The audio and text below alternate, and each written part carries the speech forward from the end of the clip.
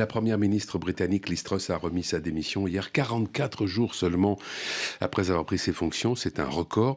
Lorsque vous voyez comme les gouvernements tombent en Angleterre, qu'est-ce que vous vous dites? Que c'est la preuve d'une démocratie qui fonctionne bien ou que c'est au contraire la manifestation d'un pays profondément en crise? Au bout de 44 jours, je pense qu'on peut nous dire que c'est le signe d'une forte instabilité. Très clairement, après une instabilité liée à des choix finalement extrêmement libéraux, voire ultra-libéraux, c'est-à-dire de faire un mini-budget et de réduire de manière inconséquente les impôts. Ouais. Vous pensez qu'on peut établir un rapport entre ce qui se passe actuellement et le Brexit? Que cette crise institutionnelle est une conséquence du Brexit? Oui, et clairement, on voit que c'est les porteurs du Brexit aujourd'hui qui amènent le Royaume-Uni dans cette impasse. Ouais. C'est vous, Cyrielle Châtelain, qui allez défendre lundi prochain la motion de censure déposée par l'intergroupe de la NUPES après l'utilisation par le gouvernement de l'article 49.3 de la Constitution pour faire adopter donc sans vote le projet de loi de finances 2023. Est-ce que vous pouvez nous dire, est-ce que vous savez déjà quelle sera la teneur de votre propos?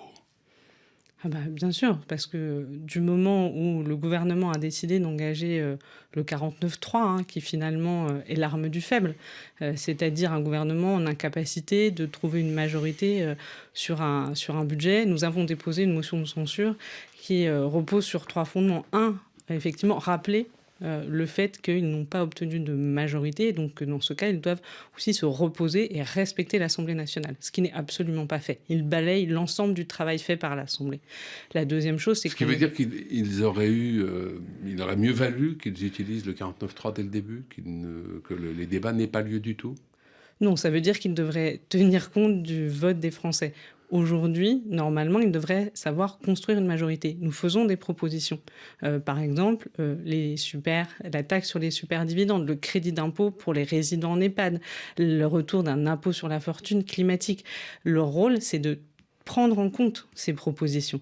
Mais aujourd'hui, et ça sera ce qu'on dénonce, on est sur un budget d'irresponsabilité climatique, alors même qu'on voit, et les dernières études sont extrêmement inquiétantes, que si on n'agit pas de manière très forte, on va vers un plus 3 degrés en termes d'augmentation des températures, ce budget n'en tient absolument pas compte. Et enfin, de la même manière, c'est un budget qui est aveugle à la crise sociale.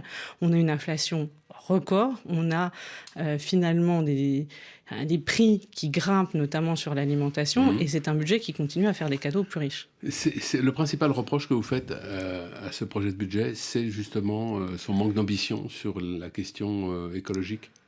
Oui, c'est les deux. C'est vraiment ce manque d'ambition, le refus, donc je l'ai dit, de l'impôt sur la fortune climatique, mais le refus d'investir sur les questions de transport, d'investir de manière forte sur la rénovation thermique. Si on prend l'aide aux ménages qui veulent rénover leur logement, le gouvernement met 2,5 milliards sur la table. En fait, il en faut 9 ou 10 milliards. Donc on voit bien qu'on n'est pas du tout à la hauteur. Pour en revenir au texte donc, de votre motion de censure, est-ce que vous allez essayer de le rendre assez consensuel dans l'espoir que des députés qui n'appartiennent pas à la NUPES puissent le voter avec vous? Ce texte, il est là pour dire qu'un autre choix est possible. Et il est là pour défendre notre vision de la société.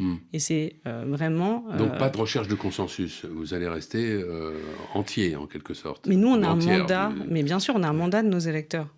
L'objectif, il faut voir, aujourd'hui, le gouvernement nous dénie un vote. L'objectif de la motion de censure, c'est d'obtenir ce vote avec le mandat que nous ont donné les électeurs, sur cette base. Le Rassemblement national a également déposé une motion de censure. Pour vous, il est totalement exclu de la voter? Complètement exclu. Pour quelle raison? Parce que nous n'avons aucun point commun avec le Rassemblement national. Le projet qu'ils ont pour la France est un projet excluant, est un projet de fracture. Ce n'est absolument pas le nôtre. Et d'ailleurs, quand on parle de la motion de censure et qu'on nous renvoie le fait de devoir finalement construire des majorités, je voudrais rappeler que ce gouvernement est dans une situation de faiblesse, met en scène finalement une discussion. Mais pourquoi? Parce qu'en fait, Emmanuel Macron, il a été élu avec les voix de la gauche pour faire barrage au Front National. Il avait même dit que cela l'engageait. Eh bien, on voit, après quelques mois, qu'il ne tient absolument pas compte de ce vote et qu'on a face à nous un gouvernement complètement obtus est fermée. Vous avez en commun avec le Rassemblement national d'être dans l'opposition. On n'a rien de commun avec le Rassemblement national. Vous avez en commun d'être dans l'opposition à l'Assemblée nationale. Ça, que vous vouliez ou non, vous l'avez en commun. Mais vous n'avez pas en commun la volonté de faire chuter le gouvernement ?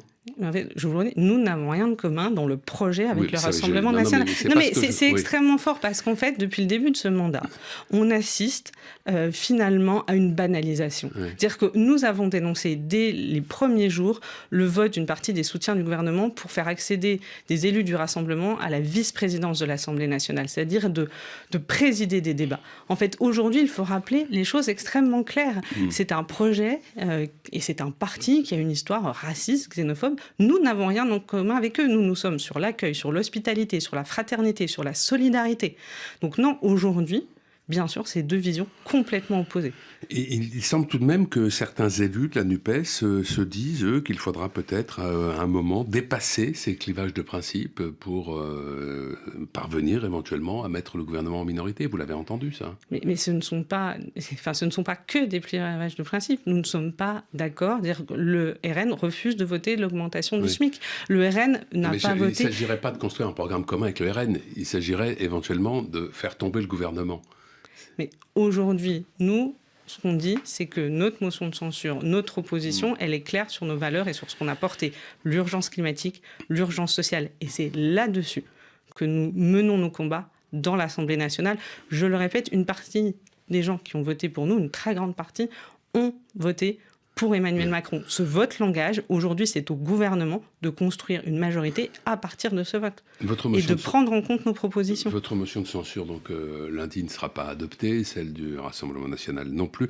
Il y aura une deuxième motion de censure, probablement lundi aussi, à l'initiative de la NUPES, après un deuxième 49.3 hier sur une partie du projet de loi de financement de la sécurité sociale.